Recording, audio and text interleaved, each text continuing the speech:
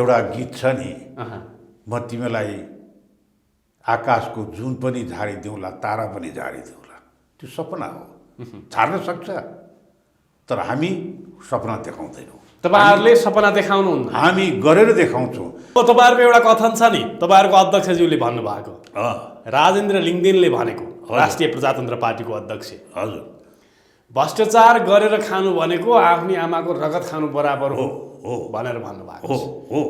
अब त्यो उम्मेदवारी दर्ता गर्दै गर्दा, मनोनयन गर्दै गर्दा तपाईहरुले मन्दिरमा गएर कसम खानु परेछ, त्यही भनेर कसम खानुहुन्छ? किन नखाने? किनभने भ्रष्टाचारै गर्दिन भनेपछि त सकियो गर्ने। यदि भ्रष्टाचार भ्रष्टाचार गर्यो भने आमाको रगत खाएको बराबर भनेर कसम खानुहुन्छ हैन? पशुपतिनाथमा गएर आफ्नो आस्था अनुसारको पशुपतिनाथ, अरू मन्दिरमा हामी जान्छौँ। कुनै किनकि यो कुरा त आइ नै सकेको छ नि। यसलाई चाहिँ किनभने अब तपाईँ गर्नुहुन्छ अघि नै पनि मैले यसलाई खुलस्त गरिसकेँ होइन। मान्छेलाई भ्रष्टाचार गर्ने भने उसको मान्छेले दुनियाँलाई ढाँट्न सक्छ, तर आफ्नी आमालाई ढाँट्न, आमाको रगत खानु हो भन्न चाहिँ एउटा अप्ठ्यारो कुरा हो नि। विचार गर्नुहोस्, अप्ठ्यारो छैन, यो सही कुरा हो। राष्ट्रिय प्रजातन्त्र पार्टीको उम्मेदवार, काठमाडौँ महानगरपालिकाको उम्मेदवार मदन दास श्रेष्ठले जित्नु भयो भने भ्रष्टाचार 1 रुपियाँ गर्नुहुन्न। हाम्रो त पार्टीकै मूल नारै यही हो, अघि नै मैले भनिसकेँ। अनि हाम्रो पनि मलाई कतिले तपाईँ त उम्मेदवार हुनुभयो, धेरै पैसा खर्च गर्नुपर्छ, तपाईँसँग पैसा छ र भनेर सोध्छन् पनि। हो, मसँग त पैसा छैन, अनि कसरी जित्नुहुन्छ? अनि मलाई त जनताले जिताउँछ, मलाई त जनताले नै के अरे सहयोग गरिरहेछन्। मैले 1 पैसा खर्च गरेको छैन। एउटा कुरा याद गर्नुहोस्, म तपाईँलाई भन्छु, जो उम्मेदवारले लाखौँ रुपियाँ खर्च गरेर, करोडौँ रुपियाँ खर्च गरेर त्यो उम्मेदवार बन्छ नि, हो, त्यसले त्यो पैसा त रिटर्न गर्छ। कहाँबाट परिपूर्ति गर्ने भन्ने त खोज्छ। त्यो खोज्दा चाहिँ उसले त भ्रष्टाचार गर्नु पर्यो नि। जब उम्मेदवारीमा बिना पैसा र जनताको मत लिएर, जनताले विश्वास गरेर त्यसलाई जिताएको छ भने त्यसले किन भ्रष्टाचार गर्ने? अब अर्को कुरो, मेरो छोराछोरी साना छन्, छोराछोरीको लागि, भविष्यको लागि पनि मैले जोहो गर्नुपर्छ, सम्पत्ति भन्ने होला। अब त्यो पनि रहेन, किन मेरो छोराछोरी आफ्नो ठाउँमा भइसके, मलाई चाहिँ खाना लाउनु कुनै ऊ छैन। मलाई बिल्कुल देश सेवा गर्ने, समाज सेवा गर्ने, यथेष्ट चाहिँ मलाई स्विमिङ गर्न जाने, 5 स्टारमा खाने, के अरे लग्जरियस चाहिँ गाडीमा चढ्ने त्यो सपना मेरो छैन। सामान्य दाल भात खाने, विलासितामा खर्च नगर्ने। विलासिता गरेकै छैन अहिलेसम्म, त्यो भएकै छैन, जीवनमा बानी नै लागेन। +2 सम्म निःशुल्क गर्छौँ हाम्रो पालिकामा, 1 रुपियाँ तिर्नु पर्दैन विद्यार्थीले। 12 कक्षासम्म 1 रुपियाँ तिर्नु पर्दैन, सक्यो भने हामीले क्याम्पससम्म हामीले निःशुल्क पढाउँछौँ भनेर तपाईँहरूले उद्घोष गर्नुभएको छ, घोषणापत्रमा राख्नु भएको छ।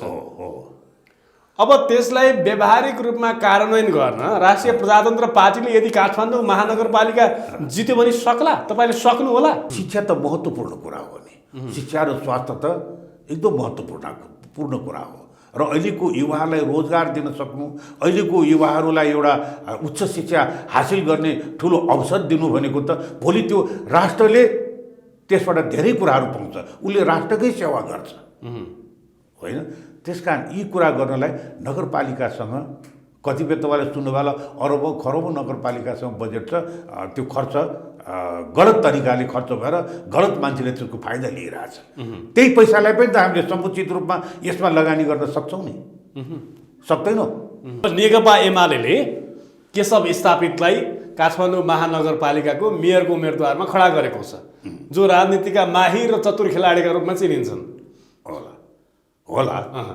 अब त्यस्तै गरी नेपाली काङ्ग्रेसले सत्ता गठबन्धन अन्तर्गतबाट प्रकाश मान सिंहकी श्रीमती सृजना सिंहलाई मेयरको रूपमा खडा गरेको छ, जो कि एउटा विरासतको राजनीति उहाँहरूमा हावी छ। अब त्यस्ता उम्मेदवारलाई पछाडि पारेर राष्ट्रिय प्रजातन्त्र पार्टीले कसरी चुनाव जित्छ? यो त बडा रमाइलो कुरा गर्नु हो।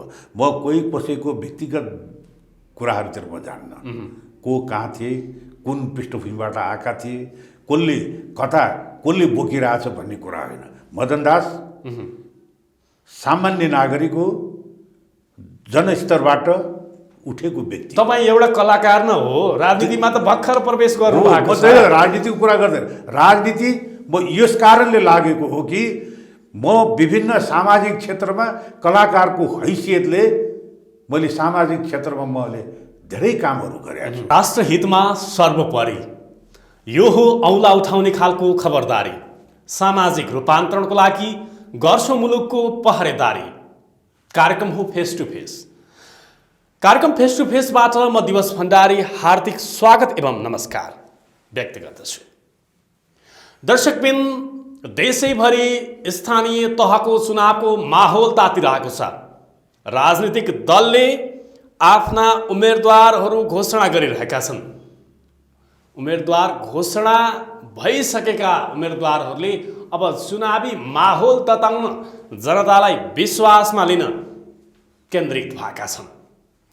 यसै सन्दर्भमा एउटा देशको राजधानीमा रहेको महानगरपालिका, जसको सांस्कृतिक, धार्मिक, आध्यात्मिक र पर्यटकीय दृष्टिकोणले विश्वमा प्रख्यात रहेको महानगरका रूपमा पनि चिनिन्छ। मन्दिरै मन्दिरको सहर रहेको यो महानगर काठमाडौँ महानगरभित्र अब कसले मेयरको बाजी मार्ला त भन्ने जनचासो र चिन्ता देशैभरि बढेको छ। र यस बीचमा नेकपा एमाले राजनीतिका माहिर र चतुर खेलाडी केशव स्थापितलाई महानगरको मेयरको उम्मेदवारमा खडा गरेको छ। महागठबन्धनका तर्फबाट नेपाली काङ्ग्रेसले प्रकाशमान सिंहकी श्रीमती सिर्जना सिंहलाई मेयरको उम्मेदवारको रूपमा खडा गरेको छ। त्यस्तै एउटा फरक राजनीतिक दल र फरक विचार मान्ने दल भनेर चिनिने विवेकशील साझाले समीक्षा बास्कोटालाई उम्मेदवारको रूपमा खडा गरेको छ। र आफ्नो एकता महाधिवेशन पश्चात नयाँ रौनक र नयाँ छवि बनाएर अगाडि बढिरहेको राष्ट्रिय प्रजातन्त्र पार्टीले कलाकार, ख्याति प्राप्त कलाकार मदन दास श्रेष्ठलाई मेयरको उम्मेदवारको रूपमा अगाडि बढाएको छ। देशैभरि एक किसिमको माहौल र एक किसिमको जनरहर राष्ट्रिय प्रजातन्त्र पार्टीमा यति बेला देख्न पाइन्छ। देशका विभिन्न स्थानहरूमा सभा र समारोह गरेर राजासहितको सनातन हिन्दू राष्ट्र स्थापना गर्छौँ, हामीलाई मत दिनुहोस् भनेर आफ्ना फेहरिस्त एजेन्डाहरू राष्ट्रिय प्रजातन्त्र पार्टीले सुनाइरहेको छ। र यो बीचमा काठमाडौँ महानगरभित्र विगतका इतिहासहरूलाई केलाएर हेर्ने हो भने राष्ट्रिय प्रजातन्त्र पार्टीले पटक पटक काठमाडौँ उपत्यकाका जनताको मत लिएको पाइन्छ। यो पटक राष्ट्रिय प्रजातन्त्र पार्टीलाई मत दिन्छन् या दिँदैनन्, अथवा कुन आधारमा दिन्छन्? राष्ट्रिय प्रजातन्त्र पार्टीले काठमाडौँ महानगरका जनतालाई विश्वासमा लिन कस्ता विचार र एजेन्डाहरू प्रस्तुत गर्छ भन्ने सन्दर्भमा रहेर आज बहस गर्नका लागि हाम्रो स्टुडियोमा हुनुहुन्छ काठमाडौँ महानगरपालिकाका राष्ट्रिय प्रजातन्त्र पार्टीका मेयरका उम्मेदवार एवं बहुचर्चित कलाकार मदन दास श्रेष्ठ हुनुहुन्छ। म तपाईँलाई स्वागत गर्न चाहन्छु। नमस्कार भण्डारीजी, हस् धन्यवाद। आराम हुनुहुन्छ? एकदम राम्रो छु दादा। अब तपाईँलाई राष्ट्रिय प्रजातन्त्र पार्टीले मेयरको रूपमा अगाडि सारेको छ। कम्मर कसेर अब तपाईँ चुनावी माहौलमा रङ्गिन जाँदै हुनुहुन्छ। हजुर। एउटा कलाकार, तपाईँ चिर परिचित कलाकार, देशको गहना, राष्ट्रले चिनेको एउटा राजनीतिक, एउटा सानो राजनीतिक दलको उम्मेदवारको रूपमा तपाईँ आउनु भएको छ। किन आउनुभयो? पहिलो त भण्डारीजी तपाईँले भन्नु सानो राजनीतिक दल होइन। तपाईँलाई त अन्य ठुला राजनीतिक दलले पनि लिन सक्थे, उम्मेदवारको रूपमा अगाडि सार्न सक्थे यदि तपाईँको चाहना भएको भए। होइन, यसमा अथवा स्वतन्त्रै पनि आउन सक्नुहुन्थ्यो तपाईँ। हो, यसमा पनि मलाई प्रस्ताव नआएको त होइन, तर मेरो मन, मस्तिष्क ले एउटा बोकेको एउटा एजेन्डा लिएर हिँडेको एउटा संस्थासँग आबद्ध हुन चाहन्थे। राष्ट्र, राष्ट्रियता, राष्ट्रको स्वाधीनता, अखण्डता र राष्ट्र सनातन हिन्दू धर्मसहित राज संस्थाको आवश्यकता महसुस गरेर राष्ट्रिय प्रजातन्त्र पार्टी अगाडि बढेको छ। अझ त्योभन्दा पनि मूल मन्त्र नेपालमा भ्रष्टाचारले दलदल भ्रष्टाचारले जीर्ण खोक्रो बनाइसकेको यो अवस्थामा राष्ट्रिय प्रजातन्त्र पार्टीले हाम्रो अध्यक्षज्यूले भ्रष्टाचार गर्नु भनेको आमाको रगत खानु बराबर हो।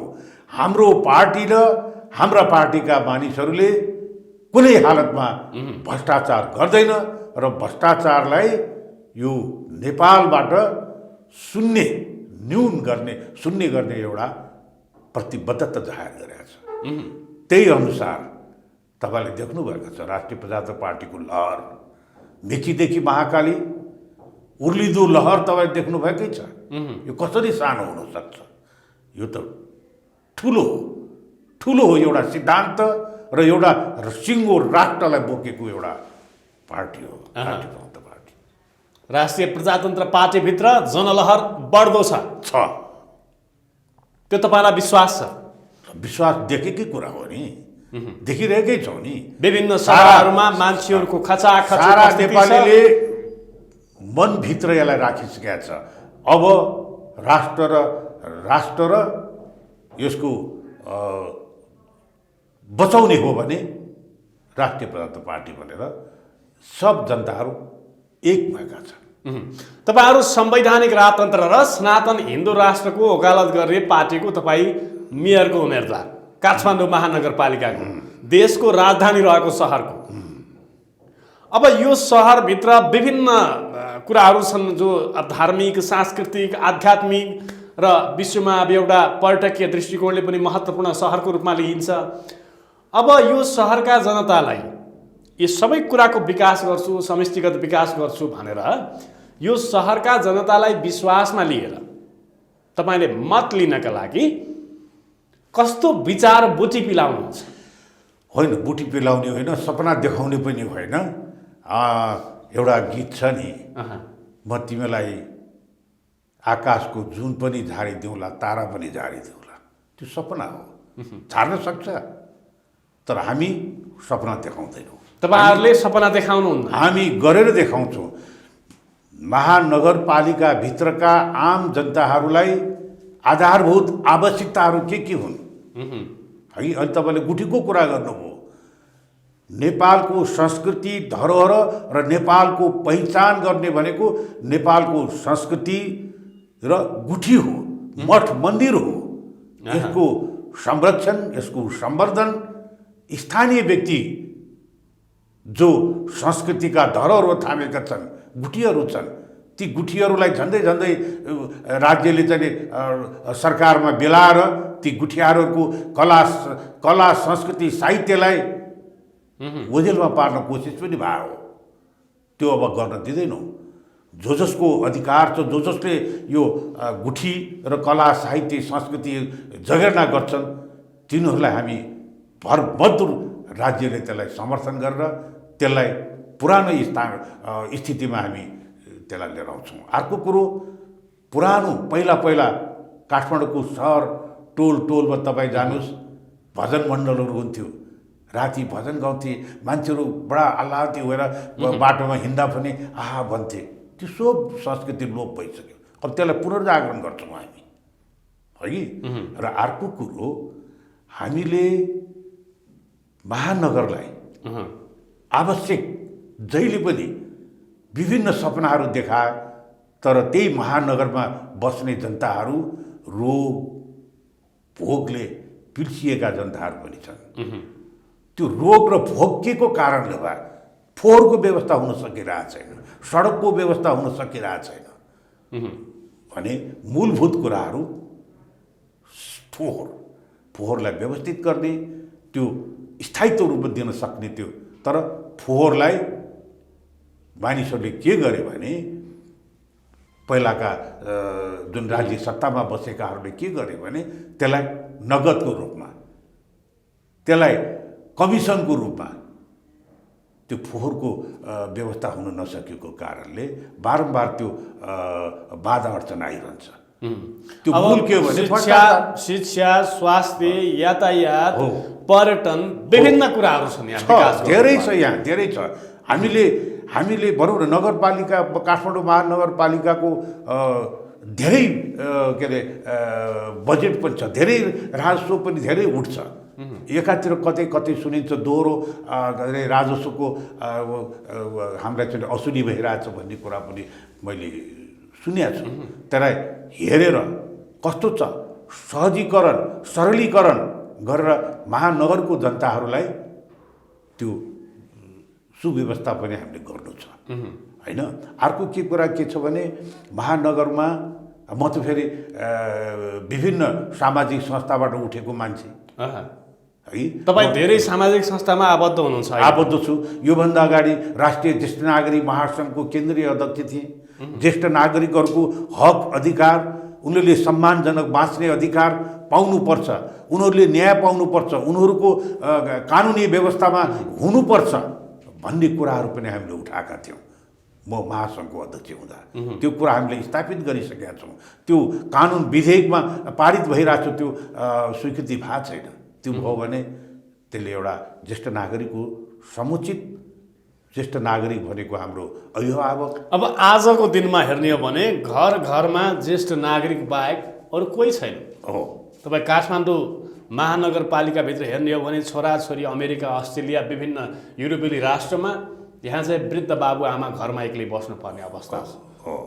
अब ती वृद्धहरूलाई एक्लै नभएको अनुभूति गराउनका लागि अथवा समुदायमा घुलमिल गराउनका लागि त्यो किसिमको व्यवस्थापन गर्न तपाईँ चाहनुहुन्छ? सकिन्छ, बडा मजासँग सकिन्छ। किन सकिन्छ भने कुनै काम विशेष या अध्ययनको सिलसिला या आय अर्जनको सिलसिलामा सबैका सन्तानहरू बाहिर विदेशीका होलान् र यहाँ बाबुआमा मात्रै एउटा वयोवृद्धको रूपमा बाबुआमा मात्रै पनि होलान् यहाँ होइन। हो, त्यस्ता मानिसहरूको सम्पत्ति त छ नि, उसँग सम्पत्ति छ नि।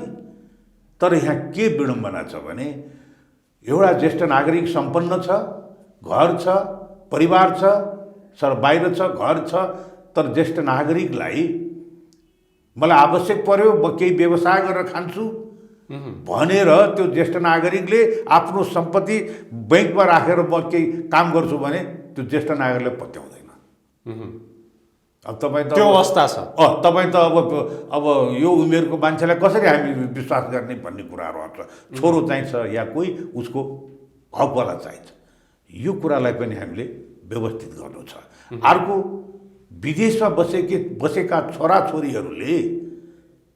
बसेका छोराछोरीले आफ्नो बाबुआमालाई व्यवस्थित रूपमा पाल्नु पर्ने भन्ने त्यो ऐनमा हामीले त्यो ऐन पारित भएको छ। त्यो ऐनमा हामीले तयार गरेर त्यसलाई व्यावहारिकताको लागि तपाईँहरूले पहल भइसकेको छ।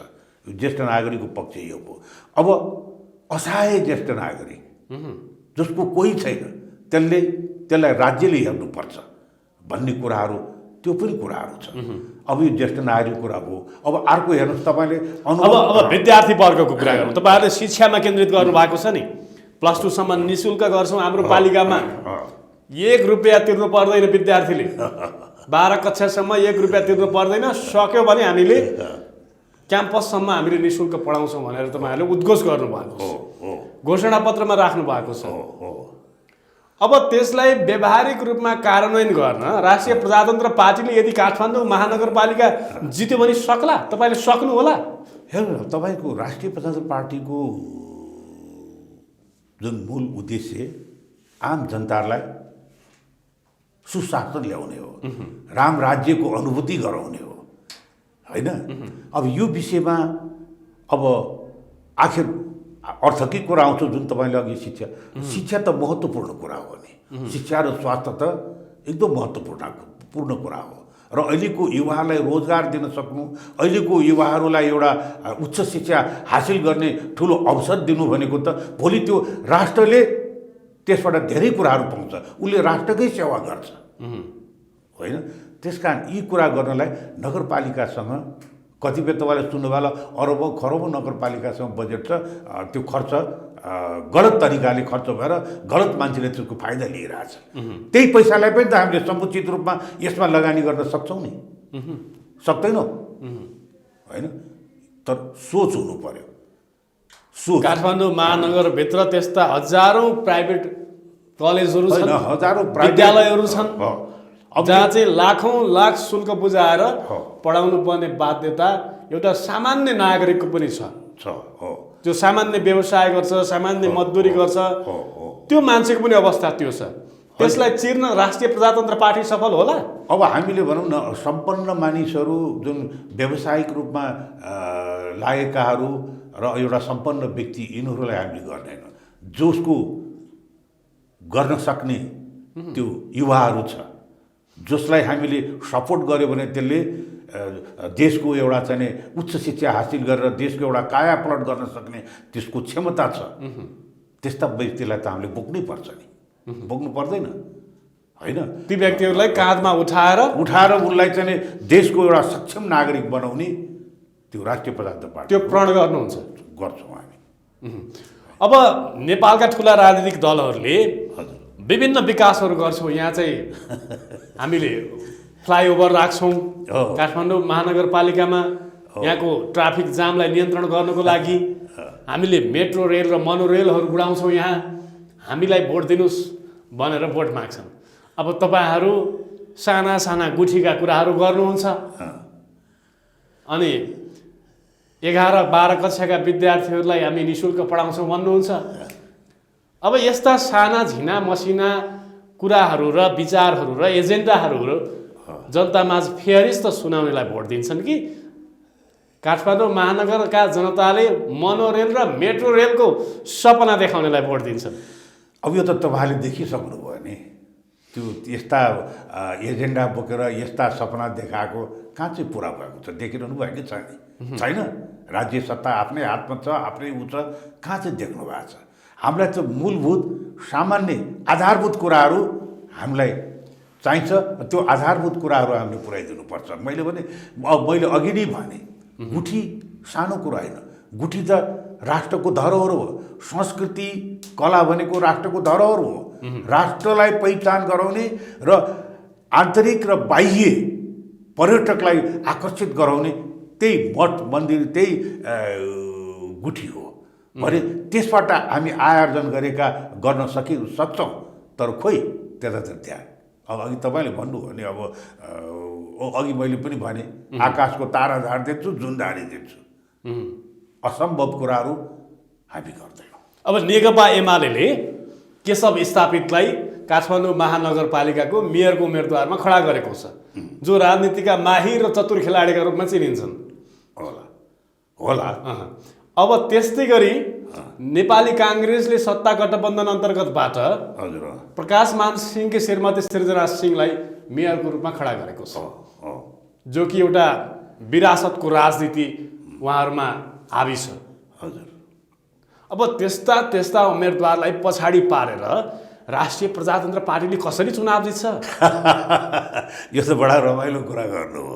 म कोही कसैको व्यक्तिगत कुराहरूतिर म जान्न, को कहाँ थिए, कुन पृष्ठभूमिबाट आएका थिए, कसले बोकिरहेछ भन्ने कुरा होइन। मदन दास सामान्य नागरिक हो, जनस्तरबाट उठेको व्यक्ति। तपाईँ एउटा कलाकार न हो, राजनीतिमा त भर्खर प्रवेश गर्नुभएको छ। राजनीतिको कुरा गर्दैन, राजनीति म यस कारणले लागेको हो कि म विभिन्न सामाजिक क्षेत्रमा कलाकारको हैसियतले मैले सामाजिक क्षेत्रमा मैले धेरै कामहरू गरेका छु। तपाईँले मेरा विगतको कुराहरू तपाईँले हेर्न सक्नुहुन्छ, थाहा पाउन सक्नुहुन्छ, विभिन्न मिडियाबाट पनि तपाईँलाई थाहा हुनसक्छ। जिरो मान्छे म, कुनै मेरो पृष्ठभूमि छैन, खालि जनताको सेवा गर्ने, सामाजिक काममा अग्रसरता भइरहने। तर त्यो हुनको लागि पनि एउटा केही एउटा त चाहियो नि। अब दशकौँदेखि राजनीति गरेका, राजनीतिक विरासत भएका, राजनीतिका धुरन्धर माहिर खेलाडीहरूलाई पछाडि पारेर अब पछाडि तपाईँले कसैलाई जित्ने सम्भावना देख्नुहुन्छ? कसैलाई पछाडि पार्छु कसैलाई अगाडि पार्छु भन्ने त्यो मेरो भावना पनि छैन।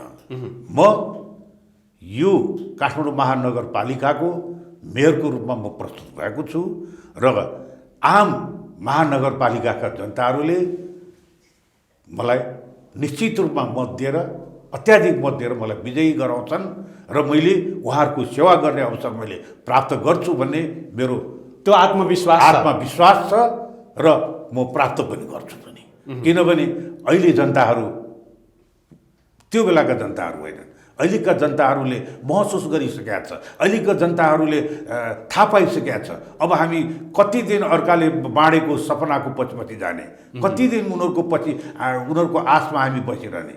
अब सही मान्छे आउनु पर्यो, सही व्यक्तिले मात्रै हाम्रो अब भविष्य सुधार्छ भन्ने कुरो अबको जनताहरूलाई पुरा थाहा भइसकेको छ। त्यसकारण पनि यो राष्ट्रिय प्रजातन्त्र पार्टीको लहर भनेको अहिले जनताले ल्याइदिएको लहर हो। कुनै पार्टी एक दुईजनाले ल यसो गर्छु उसो गर्छु भनेर आएको होइन। यो जनताकै लहर, जनताकै आकाङ्क्षा र जनताकै मनोबलले यो माथि उठेको छ। अब अहिलेको यो नयाँ पुस्ता, अहिलेको यो समकालीन राजनीतिलाई हेर्ने हो भने राजनीतिमा युवाहरूको प्रतिनिधित्व हुनुपर्छ, युवा आउनुपर्छ अब नेतृत्वमा भनेर अहिले त्यो किसिमको मास सेन्टिमेन्ट देखिन्छ। अब काठमाडौँ महानगरपालिकामा स्वतन्त्र उम्मेदवारको रूपमा इन्जिनियर बालेन शाह आउँदैछन्। उनले अब मेयर लड्छु भनेर उनले चुनावी क्याम्पेन समेत गरिसकेका छन्। अब तपाईँ विचारले युवा त हुनुहोला, तर उमेरमा त तपाईँ उमेर ढल्किसक्यो। अब ती सबै उम्मेदवारलाई पाखा लगाएर जित्ने सम्भावना देख्नुहुन्छ? होइन, एक दुईवटा युवाहरूलाई म सम्मान गर्छु। मैले अघि नै भने युवाहरू भनेको युवा शक्ति नभइकन देश रहँदैन। युवा शक्ति नै चाहिन्छ होइन। मैले बहुत सम्मान गर्छु र अब त्यसपछि अरू उठेका मान्छेहरू पनि होलान् होइन। तर एउटा कुरो, तपाईँले देश विदेशका ठुल्ठुला राजनीतिज्ञहरू, देश विदेशमा शासन चलाएका व्यक्तित्वहरू तपाईँले हेर्नुभयो होला, अध्ययन गरे होला। के म कुस्ती खेल्न जाने हो र त्यहाँ पहलवानी गर्ने हो र त्यहाँ? बुद्धिले काम गर्ने, बुद्धिले ल्याउने योजना हो। बुद्धिले त्यसको सम्पूर्ण नगर र राष्ट्रलाई कसरी विकास गर्ने र यहाँको जनतालाई कसरी समुन्नत पार्ने भन्ने कुरो त्यसको योजना हुन्छ। विचारमा अझै पनि युवा हुनुहुन्छ, दिमाग हुन्छ। विचारमा युवा छु भने तपाईँलाई लाग्छ? त्यसकारण लट्ठी टेकेर हात कमाएर हिँड्ने त्यसको शक्ति छैन, त्यो हीन भइसक्यो, यसले केही गर्न सक्दैन भनेर हामीले आकलन गर्नु हुँदैन। त्यसकारण म के भन्छु भने हाम्रो एउटा यस्तो देश हो, सनातन धर्ममा तपाईँलाई पनि थाहा होला, हाम्रा पुर्खाले त्यो एउटा खोपामा पूजा गरिराखेका छ भने त्यसका पछिल्लो आएको पुस्ताले पनि त्यो खोपालाई पूजा गरेर ढोग्छ। त्यो आस्थामा बाँचिएका मान्छे हौँ। तपाईँलाई थाहा छ, घरको मूल त्यो धुरीको अडौरी खाँबो, त्यो खाँबोलाई हामी पूजा गर्छौँ। हाम्रो पुर्खाले पूजा गर्छ, किनभने त्यो खाँबो ढलेपछि सबै ढल्छ। त्यो खाँबोलाई हामीले बचाउनुपर्छ भन्ने हिसाबले। त्यसकारण अहिले राष्ट्रिय प्रजातन्त्र पार्टी त्यो मूल त्यो घरको खाँबोको रूपमा अहिले उभिएको छ। त्यसकारण त्यसलाई तपाईँहरूले र अहिलेको युवाहरूले साथ सहयोग दिएर विश्वास गरेर समुन्नत राष्ट्रको विकासको लागि अग्रसरता देखाउँछ भन्ने कुरो मलाई युवाहरूप्रति मलाई ठुलो विश्वास छ। मैले अघि नै भने कतिपय युवाहरूले आफ्नो रोजगार पाउनुको लागि उनीहरू चाहिँ बाहिर धाइरहेछन्। कोही चाहिँ कहाँबाट रोजगार पाउने हो तपाईँ देख्नुभयो होला। एउटा चाहिँ विज्ञापन निस्क्यो भने कति लाइन लाग्छ, कति त्यो व्यवस्थित छैन भनेपछि युवाहरूको त्यसलाई हामीले कसरी त्यसलाई सहजीकरण गरेर उनीहरूको योग्यता अनुसार हामी कसरी उनीहरूलाई दिन सक्छौँ, स्वरोजगार बनाउने अथवा रोजगारमा सम्मिलित गराउने स्वरोजगार सिपमूलक कार्यक्रमहरू पनि महानगरपालिकाले ल्याउनुपर्छ होइन। भनेपछि यी कुराहरू सबै छन्। त्यस कारण युवाहरू नै मूल यसको शक्ति हो। मैले भने अघि युवालाई किन नदिने, तपाईँहरू उमेर ढल्केलाई किन गर्ने भन्ने यो अब उमेर ढल्केकालाई त सम्मान गरेर राख्ने हो, नेतृत्व युवाले गर्ने हो भन्नेहरू पनि छन् के? छ त्यो कुराहरू, त्यो नभएको होइन। हामीले पनि त्यसको लागि त्यो कुरालाई हामी पनि सम्मान गर्छौँ होइन। त्यस कारण यो कुरालाई चाहिँ तपाईँहरू जस्तो युवाहरूले पनि मनन गर्नु पर्यो। यो पटक मदन दास श्रेष्ठ, यो पटक हलोमा भोट दिनु पर्यो, दिएर मदन दासलाई जिताउनु पर्छ भन्ने कुरामा लाग्नु पर्यो। काठमाडौँ महानगर जनताले खोजे जस्तो, महानगरवासीले खोजे जस्तो महानगर बन्छ। खोजे जस्तो यसले जुन कुराहरू कार्यक्रम ल्याएको कुराहरू आम मान्छेसँग बसेर त्यसको अन्तर्क्रिया गरेर कस्तो किसिमको गर्ने त्यो सुझाव लिएर गर्न पनि सके। तपाईँले जित्नुभयो भने भ्रष्टाचार गर्नुहुन्न? भ्रष्टाचार मेरो किन गर्ने भन्नुहोस् त, किन गर्ने? राष्ट्रिय प्रजातन्त्र पार्टीको उम्मेदवार, काठमाडौँ महानगरपालिकाको उम्मेदवार मदन दास श्रेष्ठले जित्नु भयो भने भ्रष्टाचार 1 रुपियाँ गर्नुहुन्न? हाम्रो त पार्टीकै मूल नारै यही हो, अघि नै मैले भनिसकेँ। अनि हाम्रो पनि मलाई कतिले तपाईँ त उम्मेदवार हुनुभयो, धेरै पैसा खर्च गर्नुपर्छ, तपाईँसँग पैसा छ र भनेर सोध्छन् पनि। हो, मसँग त पैसा छैन, अनि कसरी जित्नुहुन्छ? अनि मलाई त जनताले जिताउँछ, मलाई त जनताले नै के अरे सहयोग गरिरहेछन्, मैले 1 पैसा खर्च गरेको छैन। एउटा कुरा याद गर्नुहोस्, म तपाईँलाई भन्छु, जो उम्मेदवारले लाखौँ रुपियाँ खर्च गरेर करोडौँ रुपियाँ खर्च गरेर त्यो उम्मेदवार बन्छ नि, हो त्यसले त्यो पैसा त रिटर्न गर्छ। कहाँबाट परिपूर्ति गर्ने भन्ने त खोज्छ, त्यो खोजमा चाहिँ उसले त भ्रष्टाचार गर्नु पर्यो नि। जब उम्मेदवारीमा बिना पैसा र जनताको मत लिएर जनताले विश्वास गरेर त्यसलाई जिताएको छ भने त्यसले किन भ्रष्टाचार गर्ने? अब अर्को कुरो, मेरो छोराछोरी साना छन्, छोराछोरीको लागि भविष्यको लागि पनि मैले जोहो गर्नुपर्छ सम्पत्ति भन्ने होला। त्यो पनि रहेन, किन मेरो छोराछोरी आफ्नो ठाउँमा भइसके, मलाई चाहिँ खाना लाउनु कुनै ऊ छैन। मलाई बिल्कुल देश सेवा गर्ने, समाज सेवा गर्ने, यथेष्ट चाहिँ मलाई स्विमिङ गर्न जाने, 5 स्टारमा खाने, के अरे लग्जरियस चाहिँ गाडीमा चढ्ने त्यो सपना मेरो छैन। सामान्य दाल भात खाने, विलासितामा खर्च नगर्ने। विलासिता गरेकै छैन अहिलेसम्म, त्यो भएकै छैन, जीवनमा बानी नै लागेन। अब तपाईँहरूको एउटा कथन छ नि, तपाईँहरूको अध्यक्षज्यूले भन्नुभएको, राजेन्द्र लिङ्गदेनले भनेको, राष्ट्रिय प्रजातन्त्र पार्टीको अध्यक्ष, हजुर, भ्रष्टाचार गरेर खानु भनेको आफ्नी आमाको रगत खानु बराबर हो भनेर भन्नुभएको हो। अब त्यो उम्मेदवारी दर्ता गर्दै गर्दा, मनोनयन गर्दै गर्दा तपाईँहरूले मन्दिरमा गएर कसम खानु परेछ, त्यही भनेर कसम खानुहुन्छ? किन नखाने? किनभने भ्रष्टाचारै गर्दिन भनेपछि त सक्यो गर्ने। यदि भ्रष्टाचार भ्रष्टाचार गर्यो भने आमाको रगत खाएको बराबर भनेर कसम खानुहुन्छ होइन? पशुपतिनाथमा गएर आफ्नो आस्था अनुसारको पशुपतिनाथ, अरू मन्दिरमा हामी जान्छौँ। किनकि यो कुरा त आइ नै सकेको छ नि।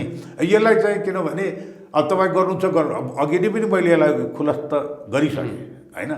मान्छेलाई भ्रष्टाचार गर्ने भने उसको फेरि मान्छेले दुनियाँलाई ढाँट्न सक्छ, तर आफ्नी आमालाई ढाँट्न, आमाको रगत खानु हो भन्न चाहिँ एउटा अप्ठ्यारो कुरा हो नि। विचार गर्नुहोस्। अप्ठ्यारो छैन, यो सही कुरा हो। कसरी अप्ठ्यारो हुन्छ? तपाईँले अघि भनौँ नि, आमालाई ढाँट्न सक्छ। तपाईँले आमालाई आमा जतिसुकै अनपढ जतिसुकै भए पनि उसले छोरालाई गाली गर्यो भने छोराले त्यसको के फर्काउँछ? फर्काउँदैन। माता भनेको त जननी हो, आफूलाई जन्म दिने त्यति मान्छेलाई जो राम्रो व्यक्तिले ढाक्न सक्दैन। आस्थाको पुञ्ज है। मैले आमालाई भने आमाले चित्त दुखाइन्, आमाले सरापिन् भने मेरो उन्नति हुँदैन, मेरो अधोन्नति हुन्छ भन्ने त्यो विश्वास र कथन छ।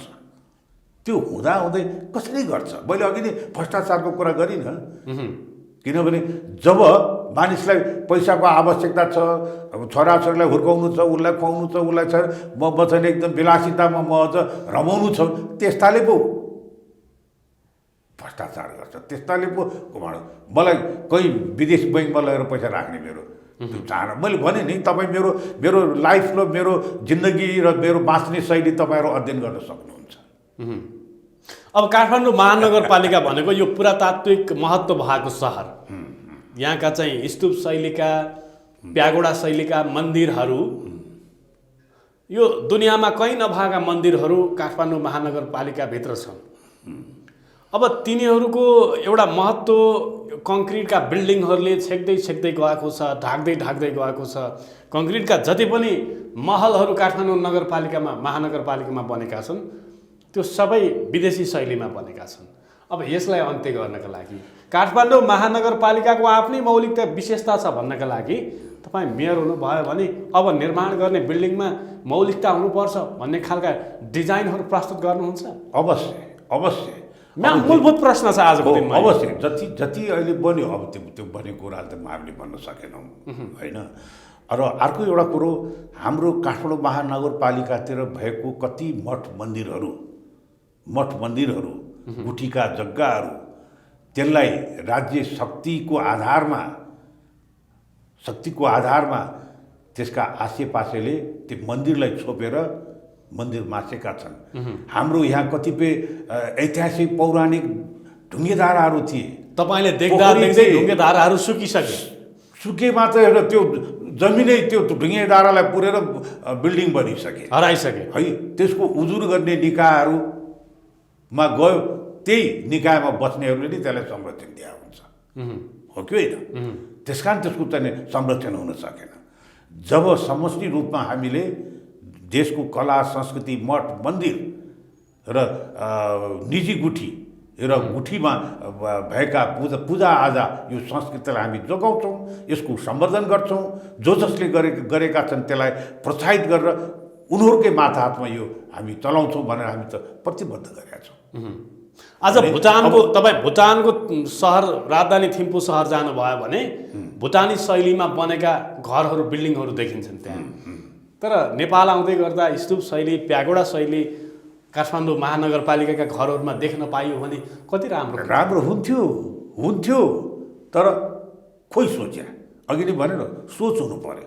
तपाईँ किन त्यो छिमेकी देश एक दुई ठाउँमा जानुहोस् न तपाईँ। म त धेरै छिमेकी भुटान त गएको छैन, छिमेकी राष्ट्र सिक्किम यता दार्जिलिङ यताउता त धेरै ठाउँमा गएको छु। त्यहाँ हेर्नुहोस् त, सामान्य कुरालाई पनि पर्यटक आकर्षण गराउनलाई आर्टिफिसियल बनाएर त्यसलाई जस्तै तपाईँको चण्डीगढमा स्टोन पार्क भनेको छ है, तपाईँको कलकत्तामा नाना नानी पार्क भनेको छ, नाना नानी बुढाबुढीको पार्क भनेको छ होइन। अनि अर्को एउटा चण्डीगढमा रोज पार्क, गुलाबका फुलको मात्रै पार्क, त्यसबाट कति आयोजन गरिरहेछ। त्यो स्टोन पार्क भनेर सबै बनाएका हुन्, कति तर यहाँ सोच छैन। त्यो सङ्कल्प तपाईँ लिएर आउनु भएको छ? सोच लिएर आएको छु र हाम्रो पार्टीले एक मत लिएर हाम्रो पार्टीको सरकार बन्यो भने यी कुराहरू सबै हामी गर्न सक्छौँ। मदनजी, अब हामी कार्यक्रमको अन्त्यतर्फ पनि छौँ। हजुर, कार्यक्रमको अन्त्यमा तपाईँलाई जति पनि काठमाडौँ महानगरवासी अथवा भनौँ नेपाली नै 3 करोड नेपाली नै पुग नपुग 3 करोड नेपाली नै जो देश विदेशमा छरेर बस्नु भएको छ, उहाँहरूलाई के भन्न चाहनुहुन्छ? उहाँहरूलाई त म एउटै कुरा के भन्छु भने देश विदेशमा बसेका आम नेपालीहरू र स्वदेशमा बसेका आम नेपालीहरूलाई मैले भनिरहनु पर्दैन। देश कुन अवस्थामा गुज्रिरहेछ, देश कहाँ गइरहेछ, देशको अस्तित्व रहला कि नरहला भनेर विदेशमा बस्ने नेपालीहरू जहिले पनि उनीहरू तर्सिरहेछन्। यहाँ सामान्य कुरो हो भने उनीहरूबाट फोन आउँछ, के हो कसो भयो, कति उनीहरूलाई पनि चिन्ता छ। चिन्ता नभए भने आफ्नो मातृभूमि है। अब यहाँको त भयावह स्थिति छ, देखिहाल्नुभयो है। मान्छे सामान्य मान्छे चाहिँ राति 9-10 बजे हिँड्न सक्दैनन् र सामान्य व्यक्ति ज्याला मजदुरी गरेर कमाउने मान्छेले किनेर खान सक्ने स्थिति छैन। यो सबै के भयो त? यो सबै भ्रष्टाचार। आज तपाईँ देखिरहनु भएको छ, ब्याङ्कमा पैसा छैन भन्छ, ब्याङ्कबाट पैसा राष्ट्र ब्याङ्कबाट पैसा निकास भएको छ, तर पैसा कहाँ छ? कहाँ छ पैसा? यो भनिरहनु पर्छ। त्यसकारण म आम नेपाली स्वदेशमा विदेशमा बस्ने सबै नेपालीहरूलाई म के भन्न चाहन्छु भने यी सबै कुराको निराकरण गर्न हाम्रो राष्ट्रिय प्रजातन्त्र पार्टी उठेको छ। त्यसमा पनि म काठमाडौँ महानगरपालिकाको मेयरको रूपमा म तपाईँहरूको सामु प्रस्तुत भएको छु।